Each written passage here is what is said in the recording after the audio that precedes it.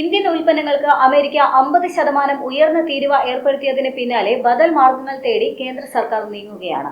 തുണിത്തരങ്ങളുടെ കയറ്റുമതി പ്രോത്സാഹിപ്പിക്കുന്നതിനായി UK, Japan, ദക്ഷിണ Korea എന്നിവ ഉൾപ്പെടെ 40 രാജ്യങ്ങളുമായി ഇന്ത്യ ബന്ധപ്പെടുന്നുണ്ട് എന്നാണ് സർക്കാർ ഉദ്യോഗസ്ഥനെ ഉദ്ധരിച്ചുകൊണ്ട് വാർത്താ ഏജൻസിയായ PTI റിപ്പോർട്ട് ചെയ്യുന്നത്. Germany, France, Italy, Spain, Netherland, Poland, Canada, Mexico, Russia, Belgium, തുർക്കി, UAE, ഓസ്ട്രേലിയ എന്നീ രാജ്യങ്ങളിലെ വിപണിയും ഇന്ത്യ ലക്ഷ്യമിടുന്നുണ്ട്. ഈ 40 വിപണികളിലും ഒരു ലക്ഷ്യബോധമുള്ള സമീപനം പിന്തുടരാനും ഈ രാജ്യങ്ങളിലെ EPCകളും ഇന്ത്യൻ മിഷനുകളും ഉൾപ്പെടെ ഇന്ത്യൻ വ്യവസായത്തിന്റെ ഗുണനിലവാരമുള്ളതും സുസ്ഥിരവും നൂതനവുമായ തുണിത്തരങ്ങളുടെ വിശ്വസനീയമായ വിതരണക്കാരനായി സ്വയം സ്ഥാപിക്കാനും ഇത് നിർദ്ദേശിക്കപ്പെടുന്നുണ്ട്. ഇന്ത്യ നിലവിൽ 220-ലധികം രാജ്യങ്ങളിലേക്ക് കയറ്റുമതി ചെയ്യുന്നുണ്ടെങ്കിലും ഈ 40 രാജ്യങ്ങൾ വൈവിധ്യവൽക്കരണത്തിന്റെ യഥാർത്ഥ താക്കോൽ വഹിക്കുന്നുവെന്നും അദ്ദേഹം പറഞ്ഞു വെക്കുന്നുണ്ട്. തുണിത്തരങ്ങളുടെയും വസ്ത്രങ്ങളുടെയും ഇറക്കുമതിയിൽ ഇവ രണ്ടും ചേർന്നുകൊണ്ട് $590 ബില്യൺ പ്രതിനിധീകരിക്കുന്നുണ്ട്. അതേസമയം തന്നെ ഇന്ത്യയുടെ വിഹിതം 5 മുതൽ 6% വരെ മാത്രമാണ്.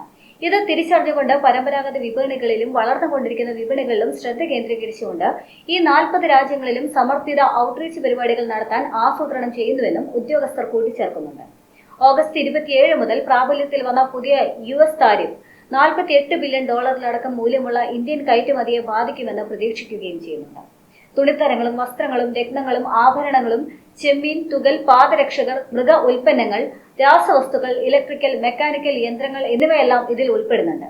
2024-25 ഇന്ത്യയുടെ തുണിത്തരങ്ങളുടെയും വസ്ത്രങ്ങളുടെയും മേഖല മൊത്തത്തിലുള്ള വലുപ്പം $179 ബില്യൺ ആണ്.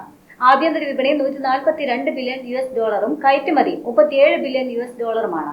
ആഗോളതലത്തിൽ തന്നെ തുണിത്തരങ്ങളുടെയും വസ്ത്രങ്ങളുടെയും ഇറക്കുമതി വിപണി 2024-ൽ $800.77 ബില്യൺ ആയിരുന്നു. അവിടെ 4.1% വിഹിതമുള്ള ഇന്ത്യ 6ാം വലിയ കയറ്റുമതിക്കാരുമായിരുന്നു.